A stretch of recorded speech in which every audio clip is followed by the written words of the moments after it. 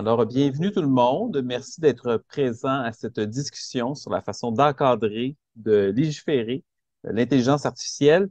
C'est un sujet qui nous dépasse un peu. C'est un sujet qui va très, très vite aussi, hein. Il y a un an, l'intelligence artificielle était quelque chose de très théorique pour la plupart d'entre nous. Ça se résumait essentiellement à des assistants virtuels comme Siri sur l'iPhone, par exemple, ou Alexa de Google ou encore à des clavardages automatisés sur des sites de services à la clientèle et qui ne fonctionnaient pas nécessairement toujours très, très bien. Et puis, en novembre 2022, ChatGPT est arrivé et ça a été une sorte de choc, une espèce de révolution. Tout d'un coup, il y a des courriels et des lettres qui s'écrivent toutes seules, des repas, des voyages qui se planifient sans aucun effort, des travaux d'étudiants aussi qui s'écrivent presque tout seuls, ce qui peut représenter un problème. Et le monde entier a un peu pris conscience que l'intelligence artificielle, finalement, c'était maintenant. Il y a un potentiel formidable qui dépasse l'imagination, notamment en médecine, pour la lecture des examens d'imagerie, pour les diagnostics, en droit, pour l'élaboration d'avis juridiques, de façon générale pour accéder à la connaissance, hein, et accomplir des tâches intellectuelles qui pourraient être très fastidieuses pour l'être humain. Là, ça peut être réglé en quelques fractions de secondes. Et la liste s'allonge chaque jour. Moi, je regardais plutôt aujourd'hui, hier en France, le gouvernement veut que l'intelligence artificielle accompagne les fonctionnaires. On met en place un plan. LinkedIn a ajouté l'intelligence artificielle pour la recherche de talents et son service d'apprentissage. Aujourd'hui, Google a lancé un nouveau téléphone qu'on dit être dopé à l'intelligence artificielle. Il y avait aussi un reportage sur un professeur qui prépare ses cours, même des évaluations grâce à l'intelligence artificielle. Mais il y a aussi un côté qui fait un peu peur parce que à terme, ça peut dépasser l'être humain en capacité, peut-être.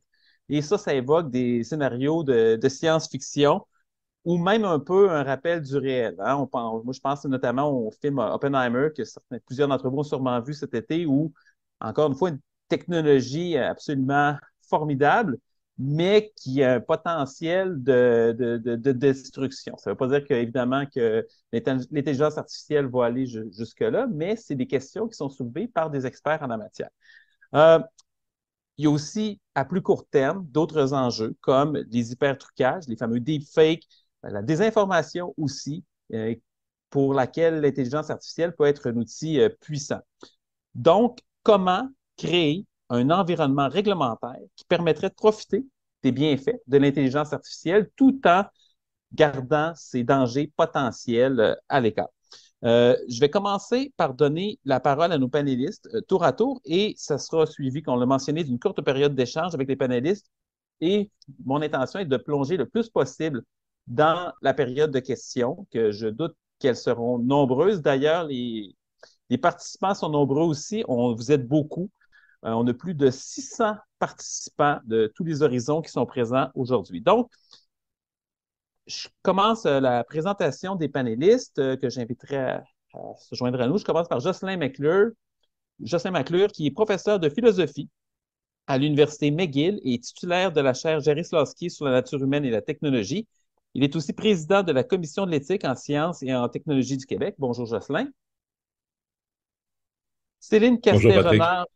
Céline Castet-Renard, allô, est professeure à la Faculté de droit civil de l'Université d'Ottawa et titulaire de la chaire de recherche sur l'intelligence artificielle responsable à l'échelle mondiale. Bonjour, Céline. Bonjour Patrick, bonjour à toutes et tous. Benoît Pelletier est avocat émérite, docteur en droit, professeur éminent à l'Université d'Ottawa. Il a aussi été député à l'Assemblée nationale du Québec et ministre des Affaires intergouvernementales canadiennes. Bonjour, Benoît. Bonjour.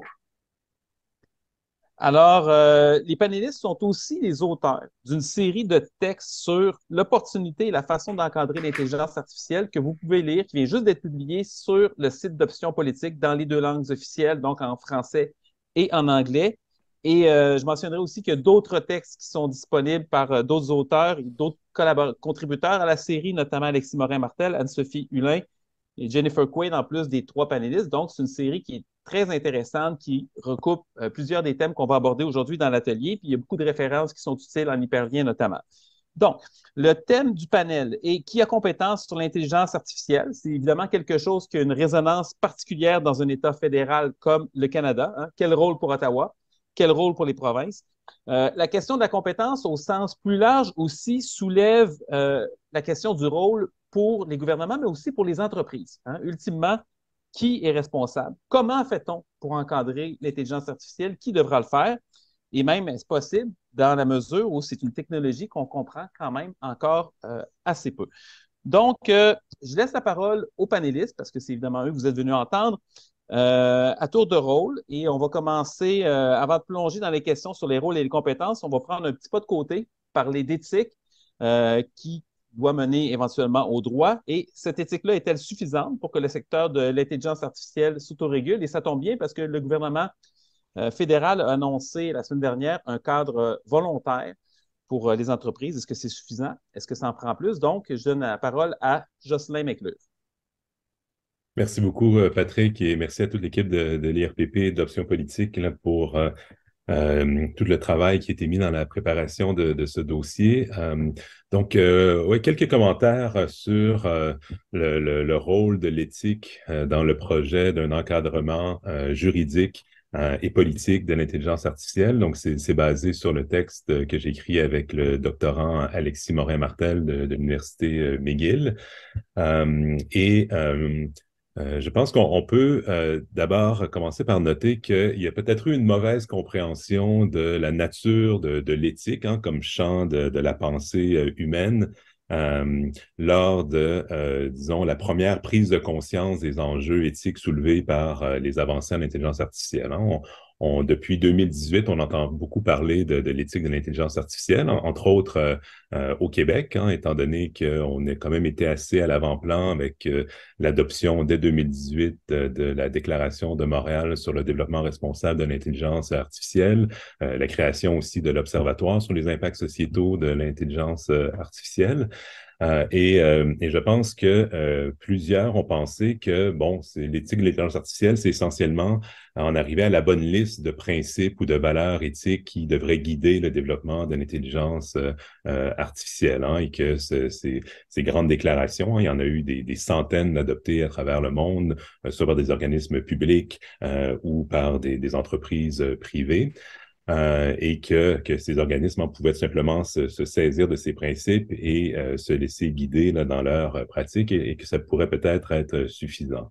Évidemment, ce n'était pas le cas et tous ceux qui faisaient de l'éthique avant les progrès de l'IA le savaient. On a à la fois besoin d'identifier des valeurs, des grands principes. Des valeurs, c'est des grandes orientations qui visent à guider la conduite, à savoir donc qu'est-ce que, par exemple, si on développe et déploie des technologies, qu'est-ce qu'on veut atteindre, c'est quoi les finalités qu'on cherche à atteindre, c'est quoi les principes qu'on devrait respecter. Et pour ça, il faut identifier les valeurs qui sont en jeu. L'identification des principes aussi, ça nous aide parfois à voir quelles vont être les tensions. Parfois, il y a des équilibres à atteindre, il y a des finalités qui s'entrechoquent, il y a des conflits de valeurs. Cette première phase de l'éthique est utile pour faire ressortir, au fond, ces espèces de conflits normatifs. Mais évidemment, la limite de cet exercice, c'est ce qu'on appelle parfois le problème de la sous-détermination des principes. Il s'agit de principes qui sont abstraits, qui sont très, très, très généraux et qui peuvent être interprétés de différentes façons. L'égalité ou l'autonomie ou la transparence, l'équité, même la protection de la vie privée, tout ça peut être interprété de différentes façons. Les principes en soi ne nous disent pas en comment il faut les interpréter et régler les tensions en pratique. Donc, dans ce contexte-là, Alexis et moi faisons la proposition qu'on peut voir dans l'espace dans le deuxième temps, le temps 2 de l'éthique de l'intelligence artificielle, on peut voir qu'il y a deux rôles potentiels pour l'éthique et c'est important de noter qu'il ne s'agit pas de rôles qui sont mutuellement, logiquement exclusifs. C'est-à-dire que l'éthique de l'IA peut nourrir deux approches distinctes. La première, et c'est souvent celle que les différents acteurs ont en tête, c'est comment l'éthique peut, au fond, permettre l'habilitation et la responsabilisation des acteurs, hein, entre autres là, chez ceux qui développent des systèmes d'intelligence artificielle. Donc, il y a des décideurs, des gestionnaires, il y a des développeurs, des ingénieurs, des programmeurs et ainsi de suite. Et l'idée, c'est que la réflexion éthique puisse, au fond, euh, euh, inspirer ou influencer leurs pratiques de développement et de commercialisation de systèmes d'intelligence artificielle. Donc, il s'agirait pour eux d'intérioriser les valeurs qui devraient guider leur conduite, peut-être d'institutionnaliser aussi des processus, par exemple, de délibération éthique, où des équipes multidisciplinaires apprennent à faire ressortir les conséquences de l'utilisation de leur système d'intelligence artificielle et de tenter déjà d'atténuer les risques, d'éviter certains problèmes potentiels. On appelle ça parfois l'ethics by design, l'éthique dès la conception, inspiré un peu de l'approche de la vie privée, la protection de la vie privée dès la conception. Et je pense que cette approche-là est tout à fait louable. Tant mieux si l'éthique de l'IA peut inspirer des changements de pratiques chez ceux qui développent les produits. Mais l'argument qu'Alexis et moi faisons, c'est que ça peut pas être suffisant et que c'est pas le seul rôle de l'éthique de l'IA. L'autre rôle, l'autre fonction, c'est plutôt de voir l'éthique comme le fondement normatif de normes juridiques contraignantes. Très souvent, en fait, c'est toujours le cas dans la vie humaine, le droit doit évoluer pour s'adapter aux nouvelles pratiques sociales, y compris les nouvelles pratiques sociales engendrées par des transformations technologiques. Lorsqu'on a besoin d'innovation juridique, d'adopter des nouvelles normes, ainsi de suite, ça nous prend aussi un fondement, disons, axiologique. C'est sur la base de quelles valeurs on va s'inspirer pour créer du nouveau droit. Et là, l'éthique a un rôle à jouer avec d'autres disciplines et d'autres approches, évidemment.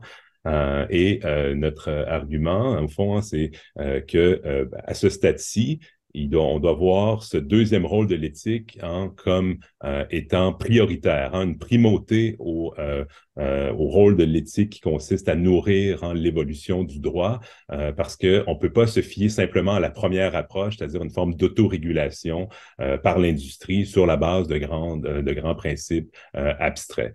Donc, on pense qu'on en est là maintenant et on accueille donc avec beaucoup de plaisir les différentes initiatives législatives, tant au fédéral qu'au Québec, dont on va parler. Mais je termine en disant donc quelque chose comme un code volontaire peut au mieux être une phase tout à fait transitoire sur le plan de l'encadrement de l'IA. On ne peut pas en rester un code volontaire adopté par l'industrie. Que ceux qui considèrent que l'éthique de l'IA n'est qu'une forme de blanchiment éthique, oublient ce deuxième rôle de l'éthique qui est celui de nourrir l'évolution du droit positif contraignant. Donc, j'arrête ici, je sais que mon temps est écoulé. Merci.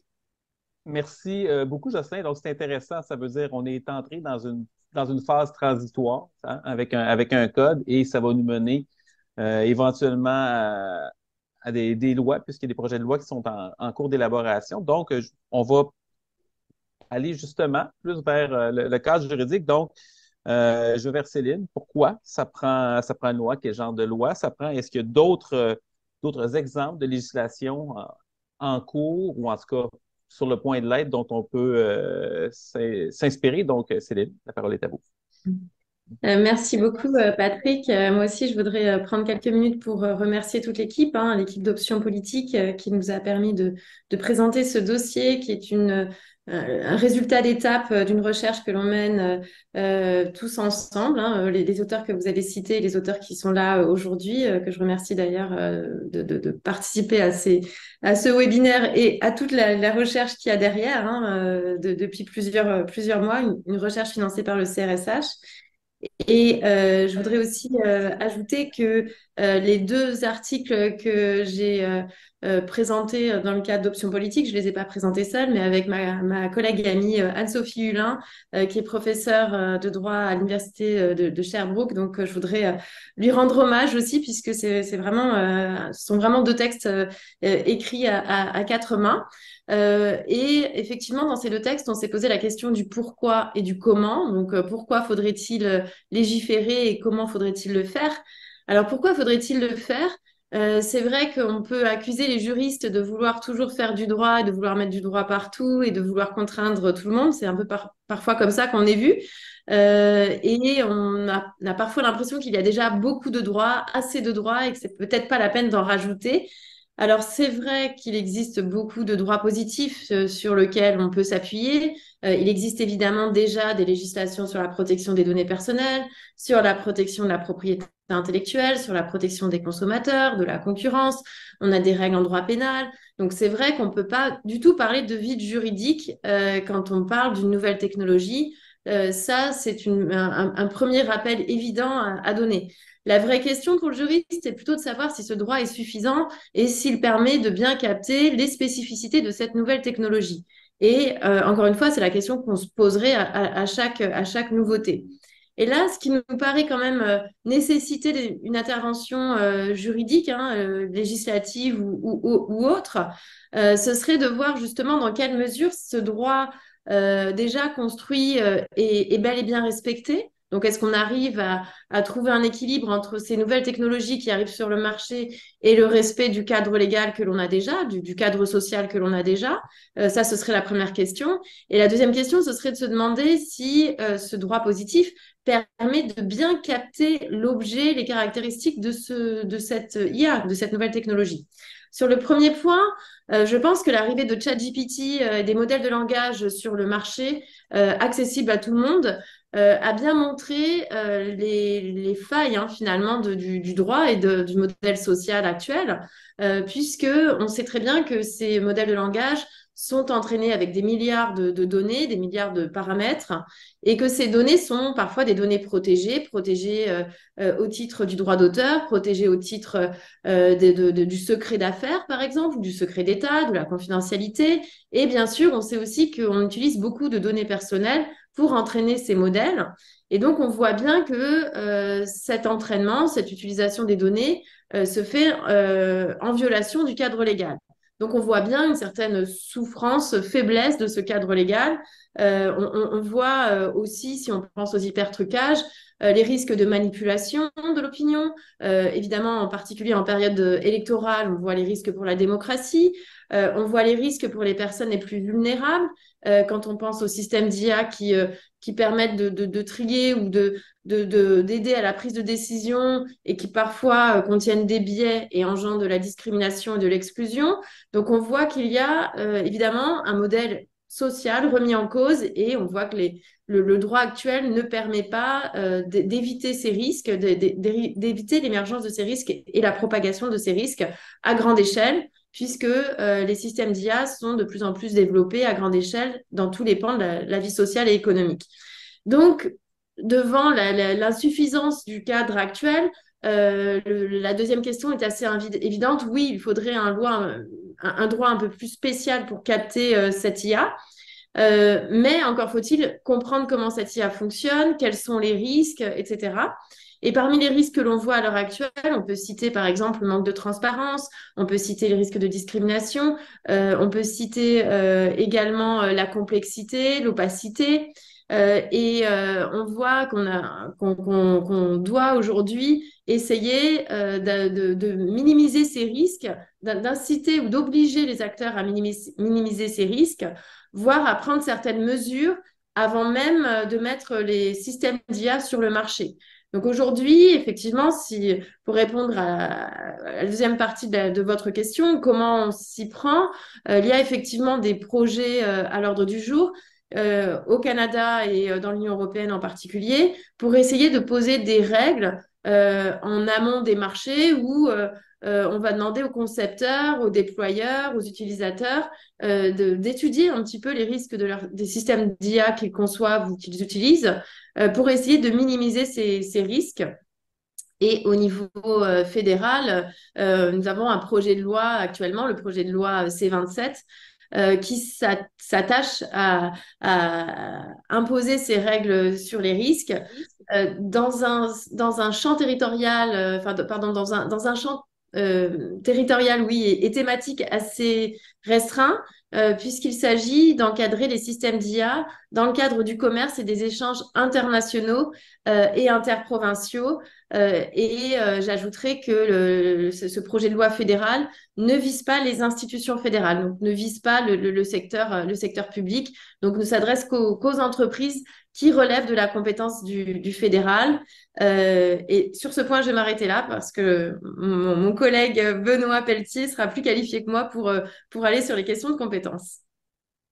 Merci beaucoup, Céline. On va avoir l'occasion d'y revenir justement là, sur ce que les projets de loi actuels couvrent et ce qu'ils ne couvrent pas. Donc, ben, écoutez, euh, pour Benoît, maintenant, la question brûlante, hein, c'est un nouveau domaine. Est-ce que ça va atterrir dans la Cour d'Ottawa ou dans les provinces? Puis je ne vais pas mettre de pression, mais on a quand même pas mal de monde à l'écoute qui travaille pour différents ordres de gouvernement, qu'il s'agisse du fédéral ou de plusieurs gouvernements provinciaux et territoriaux. Donc, je suis sûr qu'on va être intéressé par votre point de vue là-dessus. Possiblement qu'il va y avoir des questions. À vous, Benoît. Merci. Merci aussi de m'avoir invité à participer à ce webinaire qui pose la question de savoir qui a compétence sur l'intelligence artificielle. Et je vous dirais que poser cette question, qui est énorme en soi, c'est en même temps poser la question de savoir qui au Canada, au juste, a compétence sur la modernité, tout simplement. Est-ce que la modernité ne doit être que de compétence fédérale ou de compétence provinciale ou de la compétence des deux ordres de gouvernement? Alors, au cours des quelques minutes qui me sont allouées pour ma présentation de départ, mais j'aurai l'occasion d'entrer dans les détails plus tard au courant de ce webinaire. Au cours des prochaines minutes, je vais tenter de répondre à la question en dégageant l'essentiel. Et en rappelant ceci, en rappelant qu'en 1937, dans une décision qu'on appelle l'avis sur les conventions du travail, le comité judiciaire du Conseil privé a dit ceci. Bien que le navire de l'État vogue maintenant vers des horizons plus vastes et sur des mers étrangères, il conserve encore des compartiments étanches, parties essentielles de sa structure première. À l'opposé, en 2021, dans les renvois relatifs à la loi sur la tarification de la pollution causée par les gaz à effet de serre, la Cour suprême du Canada a dit ceci. L'application de la théorie du double aspect à la théorie de l'intérêt national est compatible avec l'approche moderne concernant le fédéralisme, approche qui favorise la souplesse et un certain degré de chevauchement des compétences. Ça veut dire quoi? Ça veut dire qu'il fut une époque où, dans la jurisprudence, les tribunaux supérieurs, comme le comité judiciaire du Conseil privé, traitaient le partage des compétences comme étant des compartiments étanches. Aujourd'hui, la Cour suprême du Canada, et ce depuis un certain nombre d'années, a tendance à favoriser la présence des deux ordres de gouvernement dans une même zone d'activité, dans un même champ constitutionnel. C'est ce que moi, je me suis permis d'appeler, en faisant un clin d'œil à l'émission de télévision bien connue au Québec, l'occupation double. C'est-à-dire que la Cour suprême est maintenant favorable à l'occupation des mêmes terrains, des mêmes champs d'activité par les gouvernements et parlements fédéraux et provinciaux. Alors, je parle de cette prémisse, donc, que la Cour suprême est favorable à une présence juxtaposée, à une cohabitation des deux ordres de gouvernement. Je parle également de la prémisse que de plus en plus, la Cour suprême du Canada parle de fédéralisme coopératif, mais en même temps, je suis obligé de tenir compte qu'il y a beaucoup encore d'arrêts de jurisprudence de la Cour suprême du Canada qui sont inutilement centralisatrices, Des jugements, des décisions sont inutilement centralisateurs au Canada. Alors, je parle de ces prémices-là pour aborder maintenant les compétences fédérales qui pourraient être en cause ici. l'urgence nationale, il n'en est pas question pour le moment, bien entendu. L'intérêt national, par contre, est certainement un argument qui peut être invoqué par ceux qui promeuvent, en fin de compte, la présence fédérale en matière d'intelligence artificielle.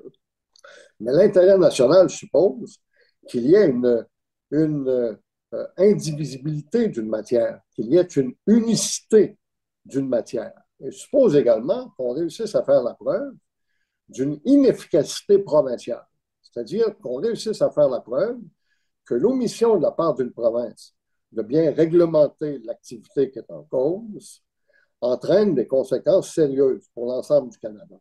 Je ne crois pas que ce soit le cas dans le cas de l'intelligence artificielle. Je pense que les provinces sont tout à fait efficaces ou pourraient l'être davantage même. Mais à tout événement, je ne crois pas que l'inefficacité provinciale soit un argument qu'on puisse soulever ici. J'aborde évidemment le droit criminel.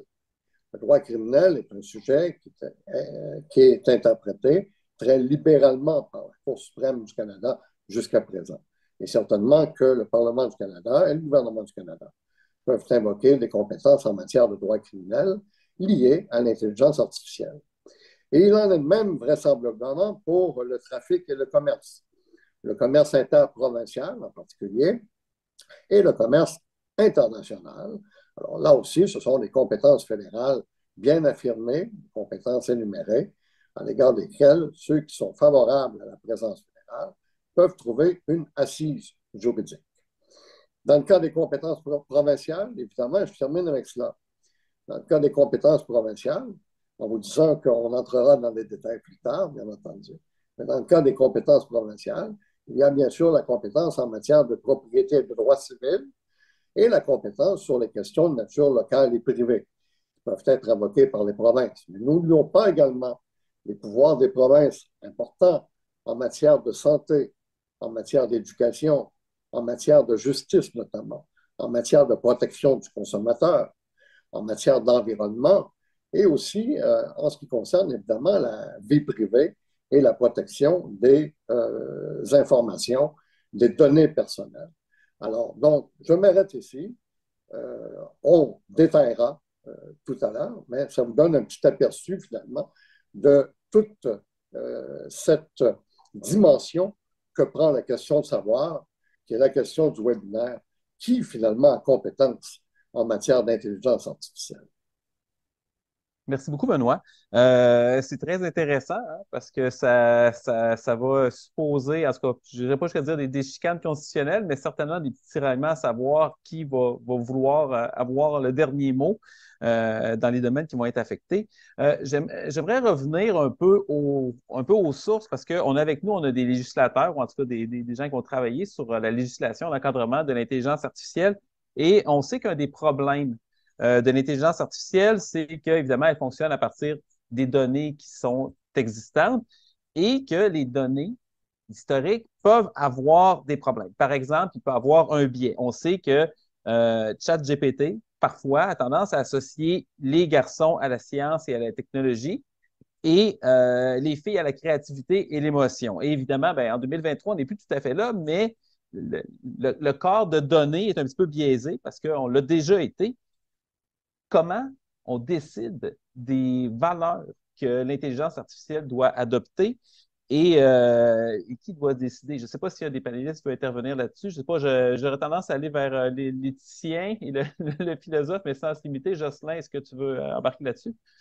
Oui, peut-être même pour affiner encore plus le diagnostic, hein, on connaît bien le problème des biais discriminatoires des algorithmes d'intelligence artificielle là, qui fonctionnent sur la base de ce qu'on appelle l'apprentissage automatique, hein, donc où l'algorithme essaie d'apprendre sur la base de grands ensembles de données et qu'ensuite on peut automatiser des processus de décision, par exemple. Et là, un des problèmes est celui que vous avez mentionné, c'est-à-dire que parfois les données reprennent au fond des injustices hein, qu'on trouve déjà dans la société. Et là, si on automatise le processus de décision, par exemple pour savoir qui peut être reçu comme par exemple, un réfugié dans un pays donné ou qui a accès à un prêt, par exemple, ou être reçu en entrevue d'embauche, ben, on peut systématiser des injustices qui se trouvent déjà dans la société. Mais une autre source de discrimination, c'est lorsque les données sont pas représentatives. C'est pas qu'elles ressaisissent des exclusions, c'est que les données d'entraînement ont été produites tant par certains groupes de la population, certains autres qui laissent moins de traces numériques, par exemple, participent pas au jeu de données. Et ensuite, l'IA peut être moins efficace à leur endroit. Donc, si on utilise un outil d'IA pour le diagnostic médical et il y avait peu de personnes dont la couleur de la peau est plus foncée qui ont produit des données. Donc, il n'y a aucune intention de discriminer, mais c'est possible que l'algorithme fonctionne moins bien et mène à des mauvais diagnostics ou des mauvaises recommandations de traitement et ainsi de suite. Donc, c'est un problème important. Là, c'est pas un grand mystère d'où on prend les valeurs. Sont déjà enchâssés dans le droit. On a déjà tous un droit à la non-discrimination, à l'égalité, à la non-discrimination ou à la protection de la vie privée et ainsi de suite. Mais donc, l'objectif était au départ de voir, bon, c'est quoi ces grands enjeux éthiques que soulève l'utilisation de l'IA?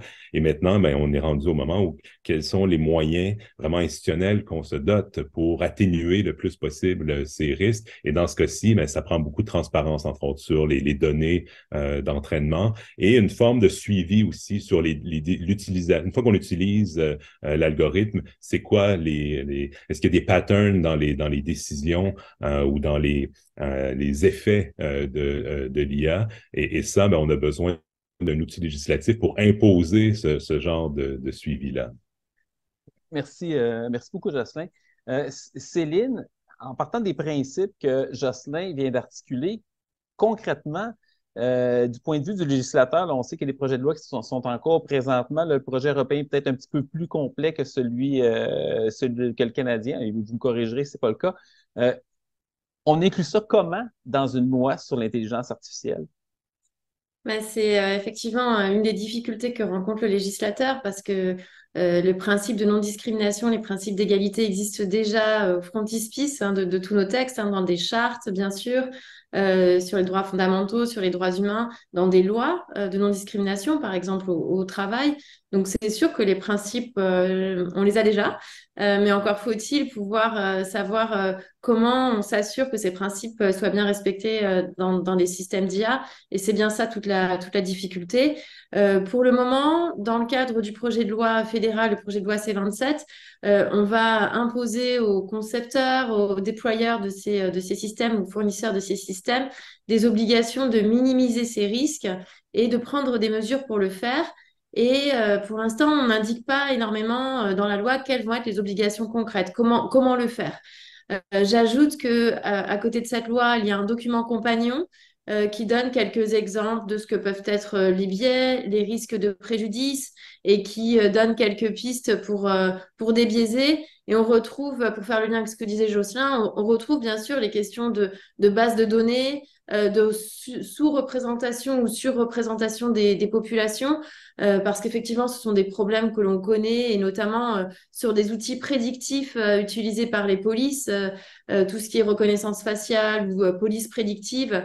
On sait qu'on se base sur des données qui souvent vont représenter des populations minorisées ou des populations marginalisées comme les populations noires par exemple. Donc on sait que les jeux de données sont déjà très biaisés et vont surreprésenter les personnes noires. On sait à l'inverse que certains jeux de données n'ont pas été assez entraînés avec une diversité de population et donc on va mal identifier les femmes, mal identifier les personnes de couleur. Et donc ces problèmes-là, on les connaît. Et si on rentre un petit peu plus dans le détail de la loi, enfin, si le législateur décide d'aller un peu plus dans le détail que ce que fait pour l'instant le législateur au fédéral, on peut, comme sur le modèle européen, on peut imposer des règles sur la gouvernance des données, sur la qualité des données, sur la représentativité, sur le fait de vérifier son jeu de données, de le tester. De le faire, comme le disait Jocelyn, tout au long du cycle de vie du système et donc de le refaire régulièrement, d'avoir une documentation technique pour prouver toutes les démarches qu'on a faites pour éviter les biais. etc. Donc, sur la question de faire le droit sur cette question-là, soit on prend des principes un peu généraux comme dans le projet de loi C27 et on dit aux responsables, vous devez minimiser les risques. On connaît les risques comme la discrimination, donc vous devez les minimiser. Soit on fait comme le législateur européen, on pose des obligations très spécifiques pour dire comment encadrer le jeu de données, comment prouver que les biais ont pu être minimisés ou enlevés ou en tout cas minimisés, comment on impose un contrôle humain, etc.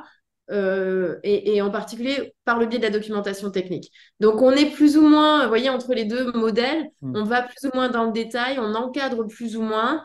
Et c'est aujourd'hui le grand défi de tous les législateurs qui souhaitent encadrer cette technologie, c'est de se demander dans quelle mesure on doit aller très loin dans les détails et dans l'écriture des exigences, des obligations qu'on imposerait aux parties prenantes. Merci beaucoup, Céline. J'aurais envie d'aller du côté du constitutionnalisme parce on a parlé de valeurs, comment les définir. On parle de droits fondamentaux aussi. Et puis vous pouvez garder votre caméra ouverte, Benoît. Et les valeurs, des fois, même à l'intérieur d'un même pays, ça peut varier entre, par exemple, le gouvernement fédéral et les provinces, ou même entre les provinces entre elles, euh, parfois selon les gouvernements qui sont en place, ou parfois simplement selon, entre la législation, la culture et ainsi de suite, la langue. On sait, par exemple, qu'au Québec, la question de la laïcité n'est pas vue de façon uniforme, mais elle est certainement vue de façon différente d'à travers la plupart des autres provinces et le reste du pays. Donc, en cas de conflit de valeurs, qui a préséance à ce moment-là? Qui va décider un peu de qu'est-ce qui va finalement s'appliquer, quel cadre va s'appliquer à l'intelligence artificielle? Est-ce qu'on va aller plus du côté d'Ottawa, du côté des provinces, ou on va se retrouver dans le même genre de film qu'on a vu pour d'autres conflits entre les deux juridictions? Oui, c'est évident qu'à l'intérieur du fédéralisme canadien, il y a un choc des valeurs entre celles véhiculées par les Québécois d'une part et celles véhiculées par les autres Canadiens. Et ça se manifeste surtout dans le secteur identitaire, sur des questions identitaires. Pas exclusivement là-dessus, mais ça se manifeste surtout sur des questions identitaires. En matière d'intelligence artificielle, il est bien certain que la tentation existe de la part d'Ottawa d'essayer de contrôler ce champ d'activité par des objectifs nationaux, des normes nationales. Jusqu'à présent, je trouve que le gouvernement du Canada a été relativement modeste, mais on voit que les ambitions fédérales se développent petit à petit. Et si je crois mon expérience, eh bien, le gouvernement du Canada ne résistera pas longtemps à la tentation d'élaborer des valeurs, comme vous le dites, même peut-être des normes nationales en matière d'intelligence artificielle. Mais vous devez comprendre ceci. Vous devez comprendre que quand on parle de valeurs canadiennes, on ne parle pas nécessairement de valeurs fédérales. On parle de valeurs canadiennes. Et l'État canadien est composé non seulement de l'ordre fédéral du gouvernement, mais également des provinces. Et à mon avis, sur le chapitre des valeurs, personne ne peut, en fin de compte, revendiquer un monopole. Ni l'ordre fédéral du gouvernement, ni l'ordre provincial du gouvernement. Et c'est là qu'entre en jeu le fédéralisme coopératif.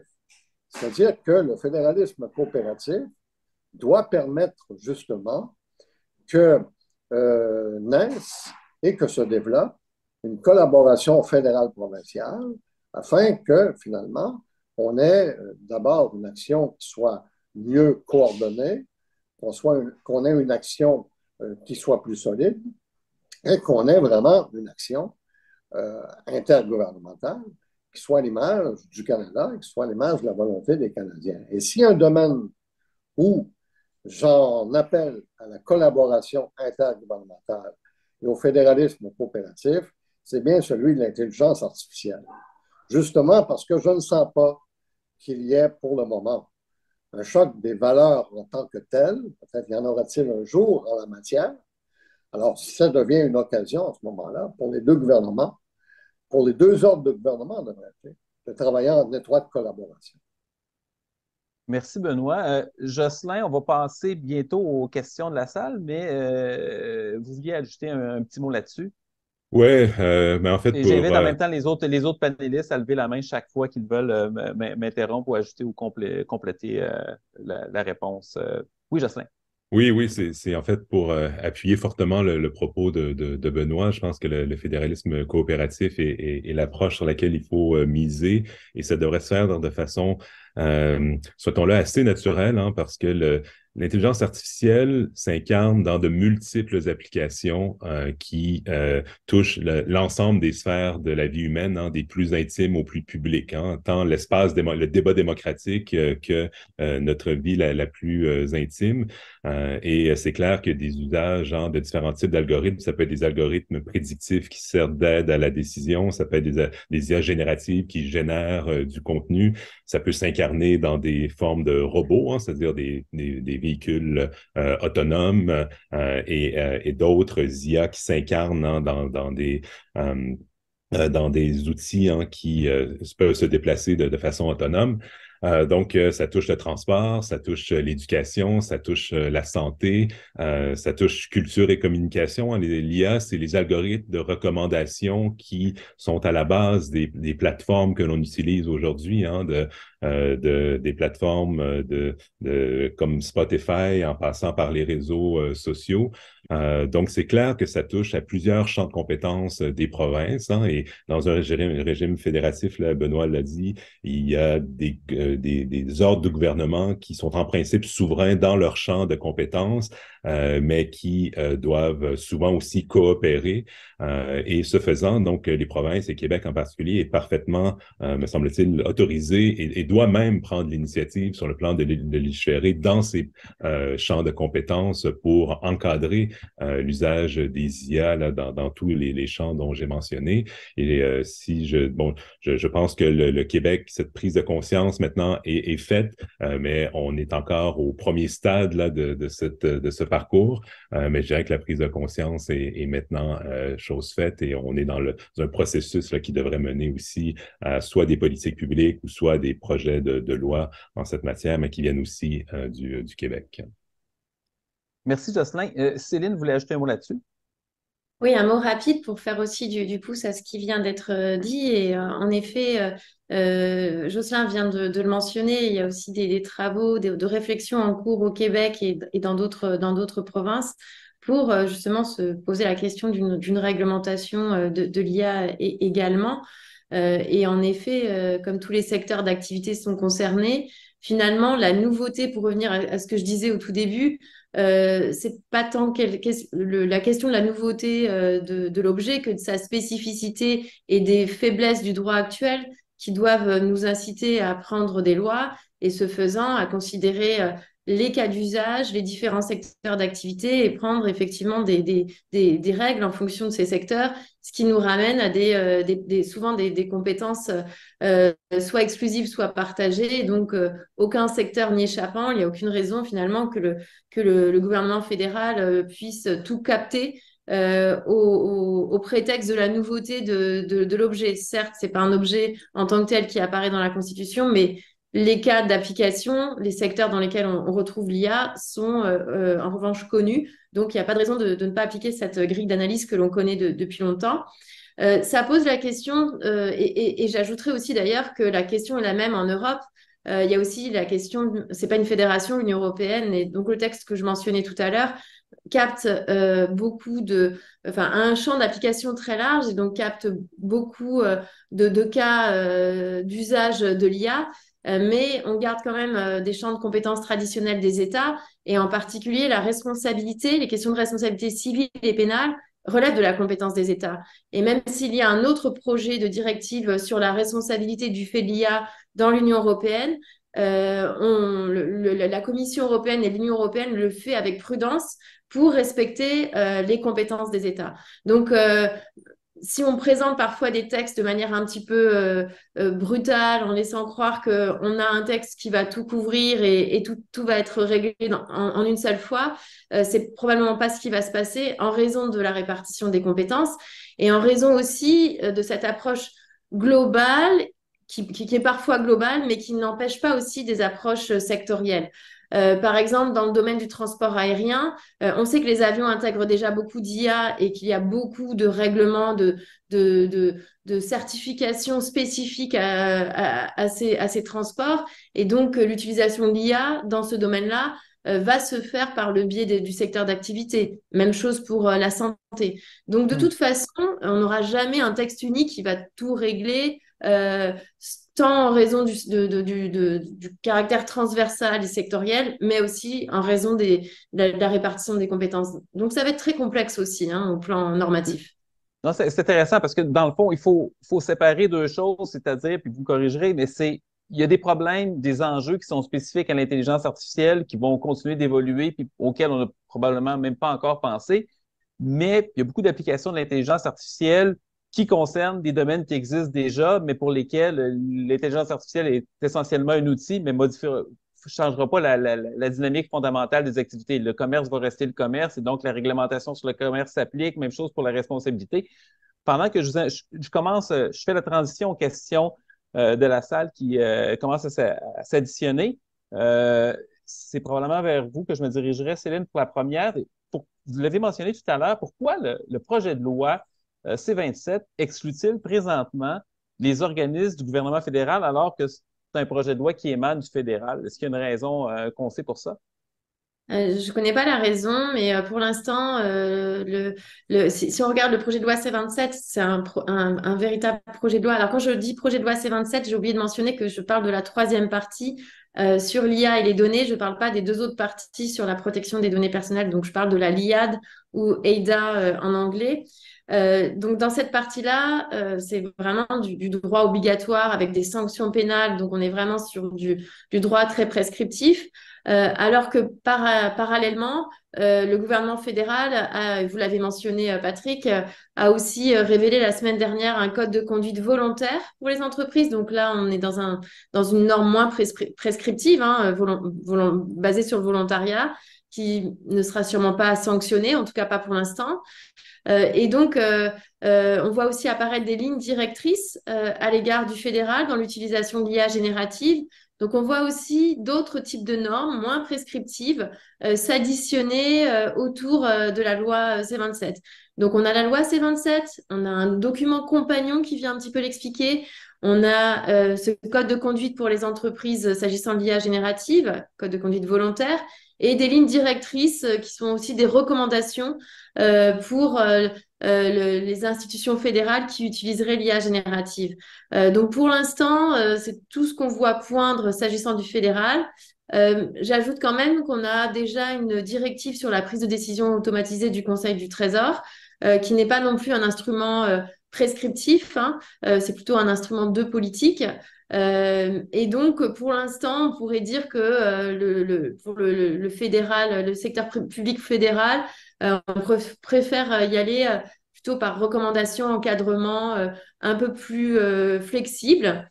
Et de toute façon, cette question de la flexibilité, caractère obligatoire ou pas, caractère très précis, très spécifique du droit ou au contraire assez ouvert, ce sont vraiment des questions sur la façon de faire le droit qui continuent de se poser et qu'on n'a pas tout à fait résolu encore. On en est vraiment au début. Parce que on parle aussi beaucoup de réglementation agile, de régulation agile, avec dans l'idée d'avoir des catégories ouvertes pour s'adapter à la technologie, ce qui peut être une bonne chose, mais ce qui pose aussi la question de la sécurité juridique et parfois un problème de mise en œuvre réelle. Donc, c'est pas parce qu'on prévoit des sanctions pénales qu'il y aura vraiment une mise en œuvre très forte. Donc, tout est encore à construire et à observer pour être sûr qu'on a une loi claire, suffisamment large, mais pas trop flexible pour bien capter les objets que l'on veut capter et s'assurer que la mise en œuvre, l'effectivité, le contrôle soit mis en œuvre. Donc, évidemment, ça prend plusieurs années de mettre en place tout le processus, tant pour le secteur public que le secteur privé. Donc, je dirais que pour l'instant, le secteur public, c'est plutôt du droit souple, des encouragements qui sont mis en œuvre. Et on attend de voir la suite. Il est dit aussi que ce sera dans un texte à part. Donc, attendons de voir. OK. Donc, c'est ça. Donc, c'est une sorte de gâteau à étage qu'on est en train de fabriquer, mais on ne sait pas combien il y a d'étages, mais pour l'instant, on est sur le premier. Une autre question, je vais aller vers Benoît. Euh, Est-ce que dans votre boule de cristal, vous voyez des enjeux spécifiques à moyen terme sur lesquels la Cour suprême devra se prononcer sur la propriété de l'intelligence artificielle ou sur son utilisation ou sur d'autres choses que vous pouvez voir, Benoît? C'est très difficile de savoir s'il y aura des contestations judiciaires, à titre d'exemple, des contestations judiciaires des initiatives fédérales dans le cas qui nous occupe. C'est très difficile de le dire.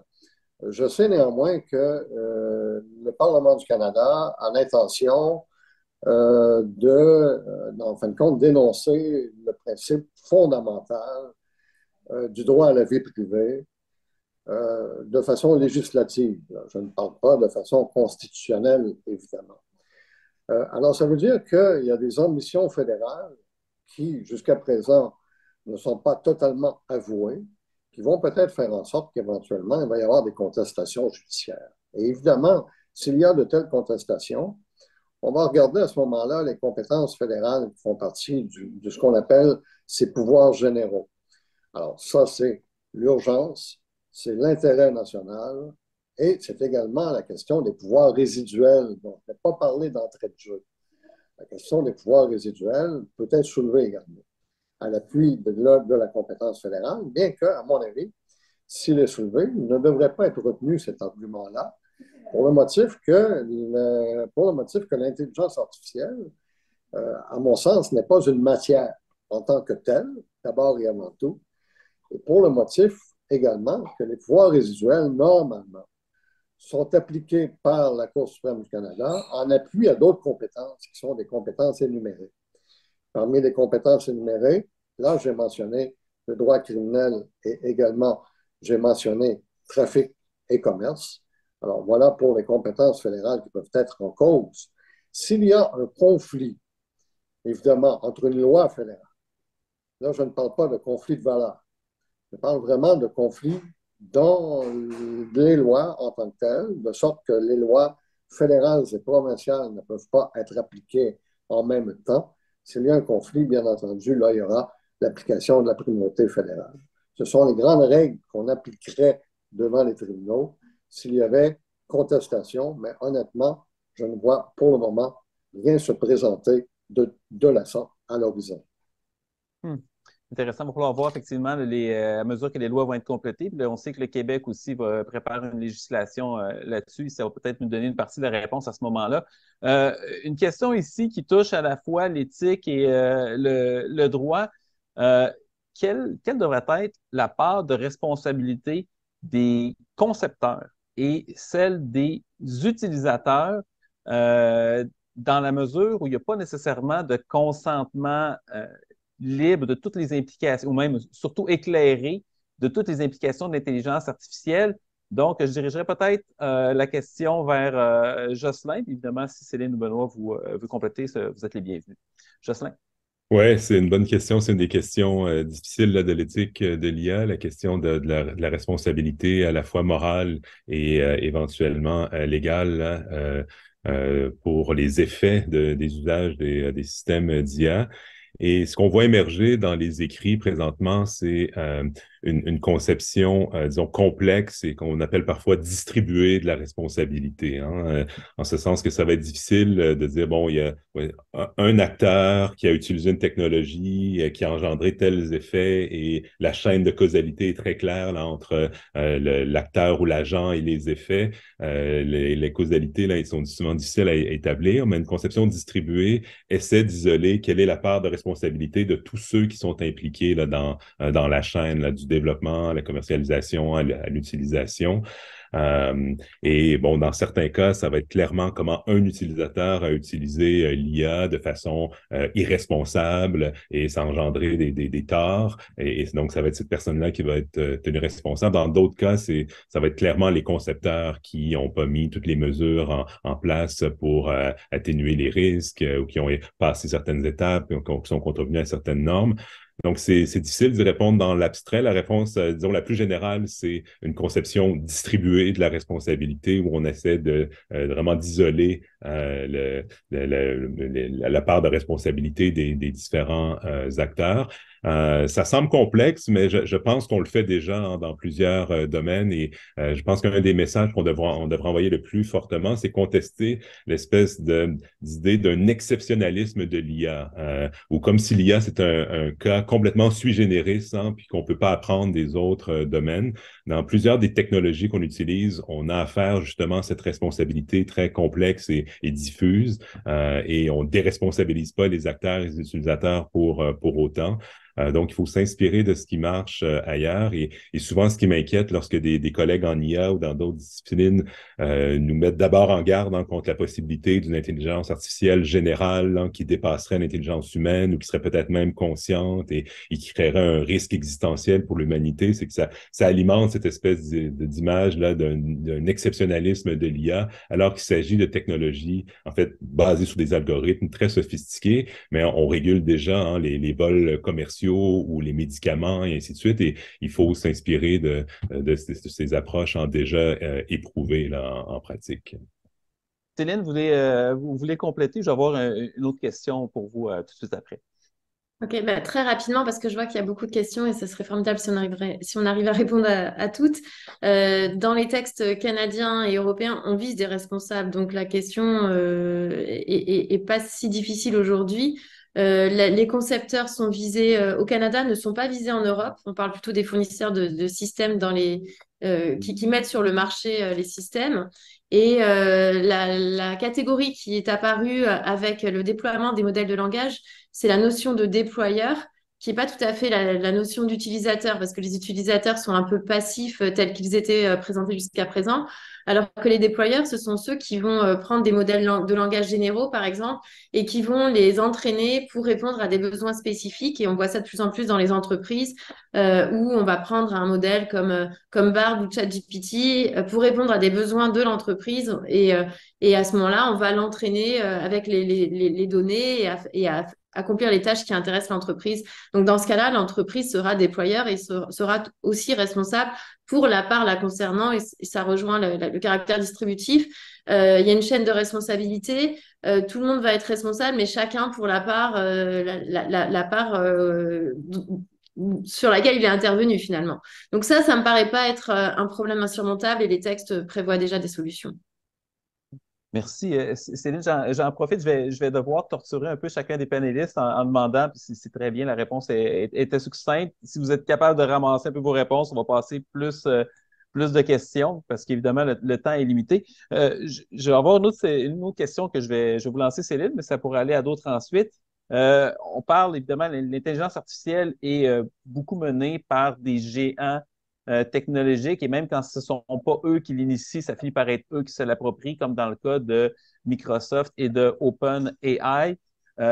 Donc, là, je ramasse des éléments de différentes questions, là, incluant des miennes. Qu'est-ce que le Canada peut faire? Et même de façon plus large, on sait que les pays du G7 cet automne sont supposés présenter une espèce d'encadrement commun. Parce que les États-Unis sont entendus pour un code avec les entreprises, le Canada aussi. Là, on essaie de viser un cadre commun. Dans la mesure, qu'est-ce qu'on fait s'il y a d'autres pays qui ne suivent pas? C'est-à-dire que, est-ce qu'il y a un risque que l'encadrement législatif vienne un peu atténuer puis restreindre le développement technologique et que des mauvais joueurs, hein, c'est pas tous les pays qui respectent, qui ont la même vision que nous, que l'État de droit et des règles, pourraient décider d'en tirer un avantage et qu'à ce moment-là, certains pays prennent du retard, le Canada, les États-Unis, l'Europe, pour ne pas le nommer, par rapport à, par exemple, la Chine ou d'autres États qui, eux, pourraient dire, mais nous, on ne respecte pas ces règles-là, puis on décide de s'avancer de pouvoir. Il ne faut pas se leurrer, il y a une asymétrie de pouvoir avec ces acteurs. À l'heure actuelle, aucun laboratoire de recherche publique dans le monde n'a les capacités des laboratoires de recherche des grands joueurs comme Microsoft, Google, Apple, etc. Donc, c'est la raison pour laquelle, d'ailleurs, certains laboratoires demande encore plus d'argent public pour arriver au même niveau que ces géants. Mais je suis pas certaine qu'on y arrivera parce que de toute façon, en plus des moyens financiers, ils ont aussi des algorithmes entraînés depuis très longtemps et des données personnelles depuis très longtemps aussi. Donc en fait, on a 20 ans de retard sur une économie numérique qui s'est construite depuis longtemps. L'IA n'est que le prolongement du pouvoir que ces entreprises se sont déjà octroyées depuis plusieurs années. Donc c'est vrai qu'à la fois on dit ne faisons pas la même erreur que pour Internet, encadrons tout de suite pour pas qu'ils prennent tout le pouvoir, et c'est bien de s'intéresser à l'IA d'ores et déjà, mais en même temps le pouvoir est le même, les joueurs sont les mêmes. Donc ça c'est quand même déjà rendu difficile, même si on s'y prend, même si on s'y prend tôt. Alors, ça ne veut pas dire qu'il ne faut pas le faire. Je pense quand même qu'il faut continuer à affirmer nos valeurs et à essayer de l'encadrer.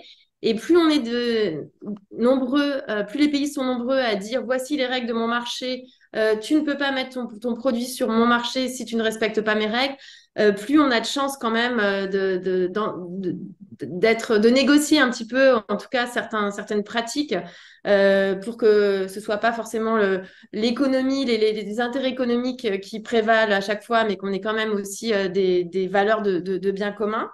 Et puis à l'international, il ne faut pas se leurrer non plus, hein. C'est sûr que ce sont les États-Unis, la Chine qui ont le leadership et ni le Canada ni l'Europe ne l'ont et ne l'auront dans les prochaines années, c'est certain.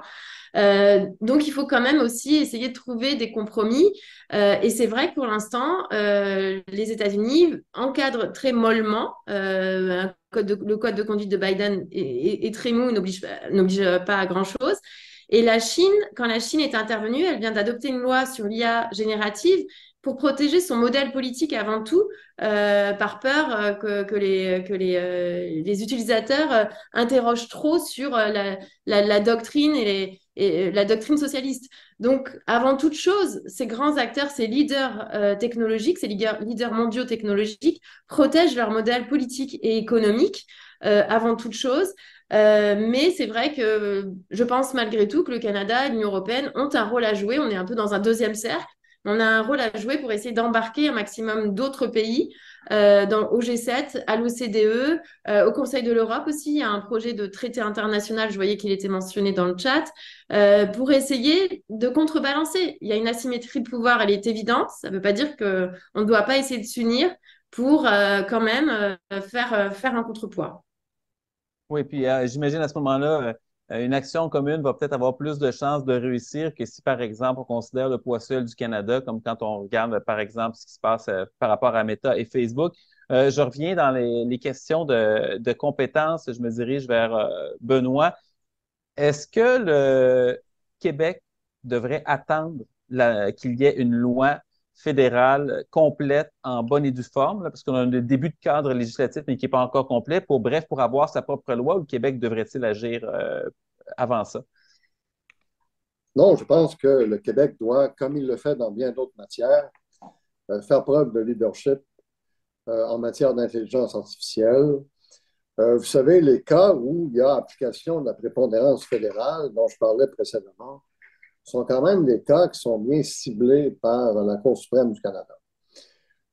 Et donc, ça veut dire que cette possibilité qu'on doit appliquer éventuellement la prépondérance fédérale en matière d'intelligence artificielle demeure relativement mince.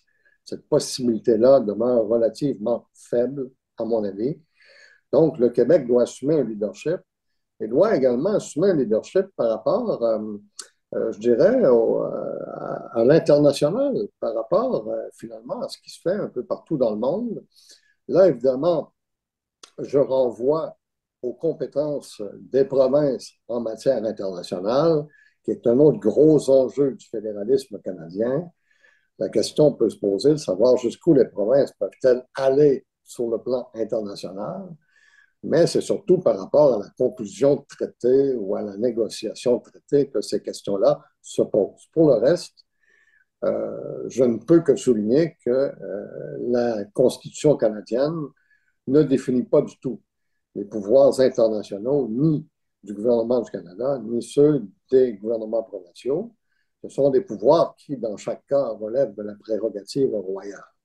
Alors moi, j'invite le Québec non seulement à faire preuve de leadership dans l'ensemble canadien, mais également de faire preuve de leadership sur le plan international, sous réserve évidemment que, comme l'a mentionné Céline il y a un instant, sur le plan international, il y a de très, très gros joueurs qui, de toute façon, auront plus de leadership, beaucoup plus de leadership que le Canada, mais au cours des prochaines années en matière d'intelligence artificielle. Ça ne veut pas dire que le Québec ne puisse pas néanmoins chercher à s'imposer lui aussi comme partenaire en la matière. Merci, Benoît. Je m'en vais sur le terrain des droits d'auteur, de la culture. En fait, on a ici une participante qui se dit inquiète quant à l'impact de l'intelligence artificielle sur les créations artistiques. On sait que ça a été à l'origine d'un conflit important à Hollywood ces derniers temps. Et sur la question de la création, mais aussi sur l'usurpation des droits d'auteur et des royautés qui y sont attachées, dans la mesure où l'intelligence artificielle peut absorber des connaissances, peut les régurgiter. Le crédit ne sera pas nécessairement donné. La création peut se faire sans autorisation ou même aussi en concurrence avec les acteurs culturels. Est-ce qu'il y a des dispositifs législatifs qui peuvent protéger les droits d'auteur? Je ne sais pas si un de vous trois, Céline peut-être, ou veut se lancer là-dessus, ou Jocelyn ensuite. OK, Céline d'abord, Jocelyn ensuite. Oui, sur la protection des droits d'auteur, il y a la législation sur le droit d'auteur et même si on peut discuter sur le fait de savoir si l'utilisation des œuvres comme données d'entraînement dans les bases de données des IA génératives qui génèrent des textes et des images, même si on peut se poser la question de savoir si c'est un usage loyal, on voit que c'est donc le fair use ou fair dealing, on voit quand même que ça constitue une rupture importante, une rupture économique importante pour le secteur de la culture et de la création. Donc, on a de plus en plus de mal à imaginer que ça puisse être une exception aussi large compte tenu de la perte de revenus que ça représenterait. Donc, en Europe, on n'a pas de mal à considérer que c'est de la contrefaçon. Je pense qu'aux États-Unis, au Canada, ça se discuterait peut-être un petit peu plus, mais à mon avis, quand même, on peut admettre que c'est pas une exception de fair use et que c'est de la contrefaçon. Donc, on a déjà des textes. Il faudrait être sûr que l'interprétation de cette exception de fair use et fair dealing va bien dans le sens des auteurs. Ça, c'est un premier point. Mais c'est vrai que la question est plutôt celle du rééquilibrage économique parce que finalement, beaucoup d'auteurs se trouvent écartés parce qu'on arrive à créer des œuvres par IA générative. Donc, ils perdent de l'emploi, ils perdent des opportunités de travail, alors même que leurs œuvres viennent nourrir ces IA génératives. Donc, ils perdent sur les deux tableaux. Et là, c'est plutôt une question de revalorisation et de rééquilibrage économique de tout un secteur d'activité qu'il faut repenser au-delà de la question du droit d'auteur, à mon avis. Et il faut aussi penser la question des préjudices collectifs par rapport à l'absorption de certaines valeurs culturelles ou appropriation de valeurs culturelles ou au contraire exclusion de certaines valeurs culturelles dans le cas de l'utilisation de l'IA. Donc quand on parle de culture, on a vraiment beaucoup d'autres questions au-delà du droit d'auteur. Mais je partage les inquiétudes sur la culture et il y a déjà quelques réflexions qui sont menées sur la question. Jocelyn, vous voulez ajouter là-dessus? Oui, brièvement, je pense que comme le droit à la vie privée a été un des premiers champs du droit qui a dû être révisé à la lumière des avancées de l'intelligence artificielle, là, maintenant on est vraiment sur le plan de tout ce qui concerne la propriété intellectuelle et le droit d'auteur en particulier. D'un point de vue éthique, il semble clair que des mécanismes pour assurer le consentement de ceux qui ont produit les œuvres qui sont utilisées pour entraîner les algorithmes, de s'assurer donc que le consentement est obtenu. C'est très difficile parce qu'il s'agit vraiment d'un moissonnage à grande échelle de tous les contenus sur Internet, mais sur le plan des principes, un créateur doit pouvoir avoir la garantie que son travail, surtout en plus lorsqu'il est protégé par un droit d'auteur, qu'il, s'il n'y consent pas, qu'il ne soit pas utilisé pour entraîner des modèles qui, comme Céline l'a dit, pourraient être utilisés ensuite d'une façon telle qui ferait perdre la valeur au travail même du créateur, parce qu'on arrive à automatiser le processus de création. Il y a d'autres mécanismes qui sont possibles aussi. Je pense que tout ce qui concerne la transparence sur le plan des contenus synthétiques, là, c'est-à-dire générés grâce à une IA, une sorte d'étiquetage qui fait en sorte qu'on sait quand on a affaire à du contenu synthétique, que ça va être important. Comme ça, certains pourront décider, ben non, nous, on veut faire appel à des créateurs humains pour les besoins que l'on a, mais que ça soit toujours clair lorsqu'on interagit avec du contenu créé par des IA. Et finalement, parfois, ce ne sera pas des lois, mais ça va être des politiques publiques, hein, de soutenir ceux qui, parmi les créateurs, sont affectés négativement par les IA génératives de toutes sortes de façons. Je pense que ça aussi, ça va être important. Céline, vous aviez un mot aussi? Ouais, c'est juste pour rebondir sur ce que vient de dire Jocelyn, effectivement, la question du consentement est assez difficile. Dans le droit européen, le droit d'auteur européen, on a un système d'opt-out qui permet, dans l'exception il y a une exception de text and data mining, fouille de textes et données. Et avec un système d'opt-out selon lequel les auteurs pourraient dire je voudrais retirer mon œuvre du système et qui ne marche pas du tout. C'est une directive de 2019 qui devrait être mise en œuvre là et ça marche pas du tout. Donc c'est vrai que c'est pas du tout facile d'imaginer résoudre la question par un consentement ou par un système pour dire ah ben je retire mon œuvre après coup. Si je peux me permettre, j'ai vu que Axel Vilaine a beaucoup de questions en droit. Oui, il y a notamment il cite les class actions. Je pense que l'enjeu du droit d'auteur, comme je le disais tout à l'heure, le fait que ça viole le droit d'auteur, il n'y a pas trop de questions là-dessus, mais c'est vraiment la question de la reconnaissance de ces violations et puis surtout le rééquilibrage économique que j'évoquais, parce que le droit d'auteur, c'est avant tout un monopole juridique pour bénéficier enfin, c'est un partage juridique pour bénéficier d'un monopole économique. Là, il n'y a plus de monopole et tout le modèle économique du droit d'auteur et de la propriété intellectuelle tombe. Donc, c'est vraiment ça qui est interrogé aujourd'hui. Et pour répondre à ces questions sur le Québec, pour l'instant, on ne sait pas quel pourrait être l'objet spécifique d'une loi du Québec. Pour l'instant, il y a des panels et des consultations, mais rien n'est révélé là-dessus, donc je ne pourrais pas répondre. Et l'approche flexible du Canada, est-ce que c'est celle du droit américain? En partie seulement. C'est vrai que le code de conduite volontaire des entreprises pour l'IA générative est inspiré de ce qu'a fait l'administration Biden, et c'est ce qu'a annoncé donc la semaine dernière le ministre Champagne au Canada. Mais on a quand même aussi le projet de loi C-27 que j'évoquais, et on n'a pas du tout de projet de loi fédéral aux États-Unis. Donc, c'est pas tout à fait comparable, me semble-t-il.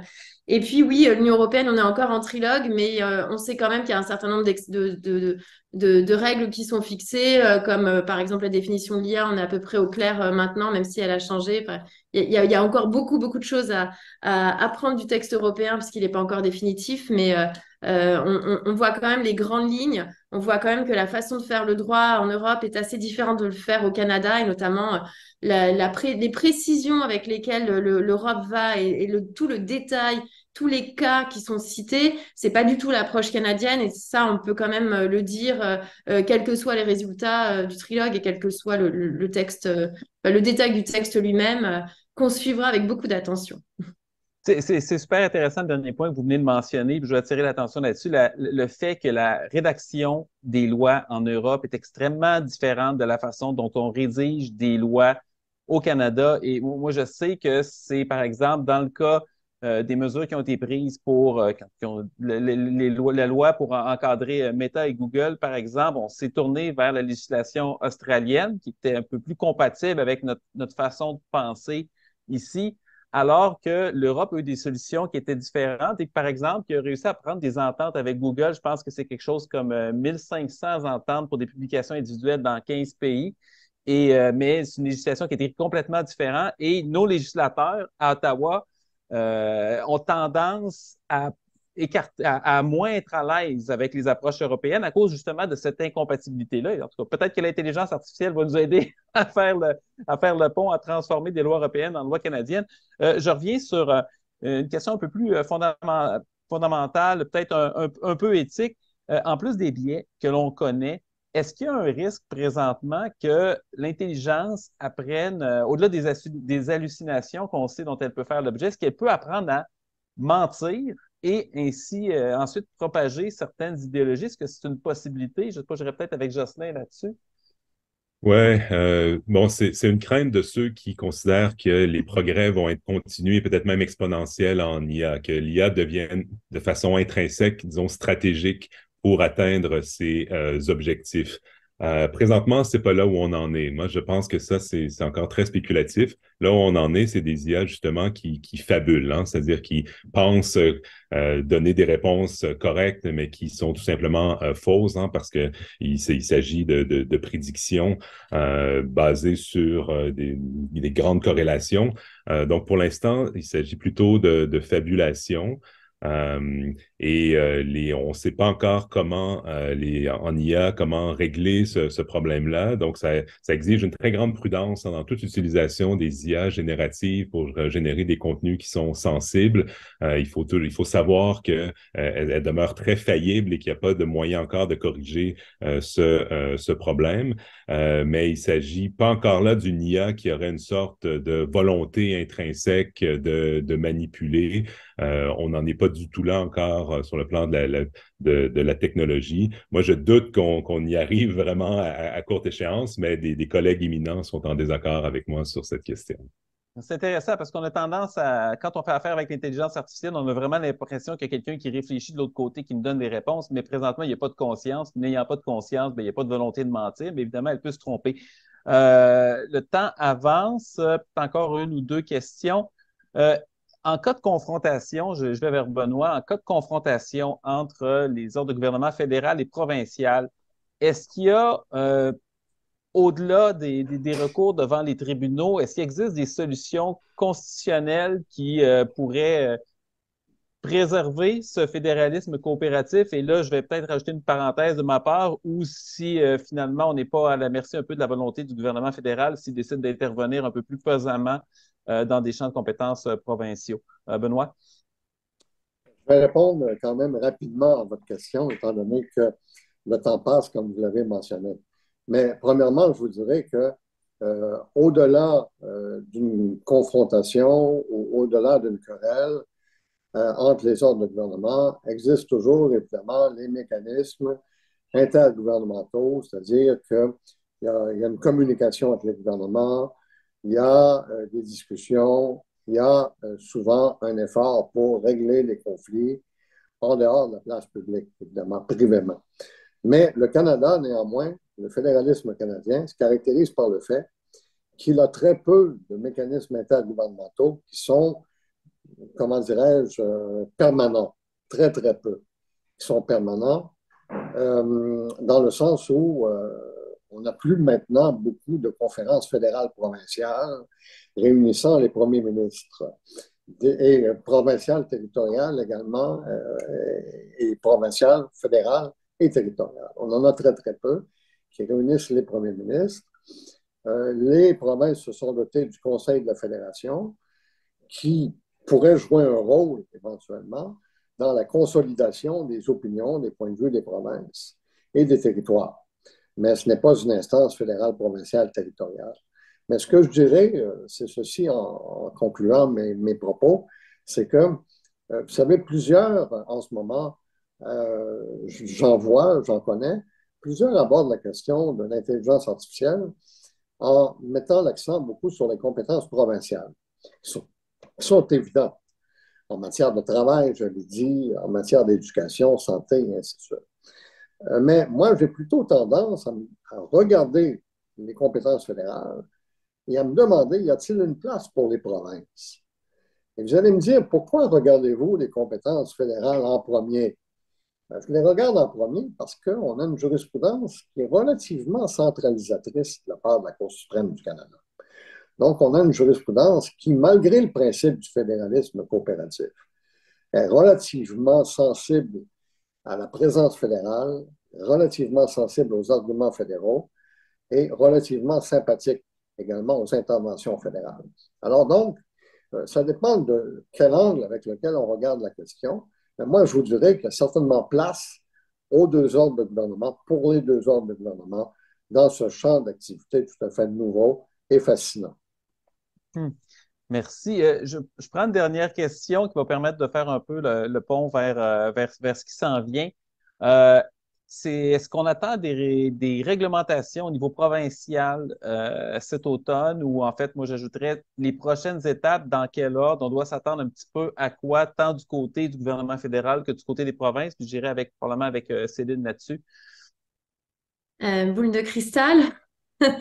Je dirais que certainement que le gouvernement du Québec, puisqu'il a fait beaucoup de consultations récemment et qu'il va recevoir beaucoup de rapports et de recommandations, le gouvernement du Québec va réfléchir. En tout cas, je ne sais pas à quel moment, très honnêtement, je n'ai pas d'idée de calendrier, je ne sais pas à quel moment un projet de loi pourrait être rédigé, mais on pourrait peut-être s'attendre à ce que ce soit à la fin de l'année ou au début de l'année prochaine. Quant au niveau fédéral, bien le projet de loi C27 est actuellement devant la Chambre des communes et devant le comité Industrie et Technologie. En ce moment, on a des consultations d'experts, des auditions d'experts. Je pense que ça va prendre encore plusieurs mois. Et donc, il faut encore qu'il y ait le jeu des deux chambres aussi. Il y a aussi une question pendante sur laquelle j'ai pas de réponse s'agissant du projet de loi C27. Les deux premières parties concernent la protection des données personnelles. La troisième, l'IA. Il est question de séparation, mais pour l'instant, je ne sais pas trop ce que ça veut dire en termes de calendrier. Donc, on a encore beaucoup d'incertitudes et j'ai pas les réponses à ces questions, malheureusement. Non, mais en soi, c'est une réponse, c'est-à-dire que les parlementaires travaillent au niveau fédéral ou au niveau provincial. On est plus présentement peut-être dans la machine administrative qui va peut-être pondre quelque chose pour éventuellement aller vers le législatif. Ça permet peut-être de mieux comprendre aussi pourquoi le gouvernement fédéral a décidé d'y aller avec un code volontaire pour un petit peu occuper l'espace en attendant qu'on formalise un petit peu tout ça. Écoutez, malheureusement, c'était très intéressant. Ça fait le tour. Gros merci à nos trois panélistes pour avoir amorcé cette réflexion-là, puis cette discussion-là, parce que c'est extrêmement large, c'est extrêmement vaste. Et on va peut-être avoir l'occasion de s'en reparler aussi parce que il y a des choses qui vont bouger au cours des prochains mois, puis aussi des aspects qui n'ont pas été encore abordés. Alors, Jocelyn McClure, Céline Castelrenard et Benoît Pelletier, merci énormément.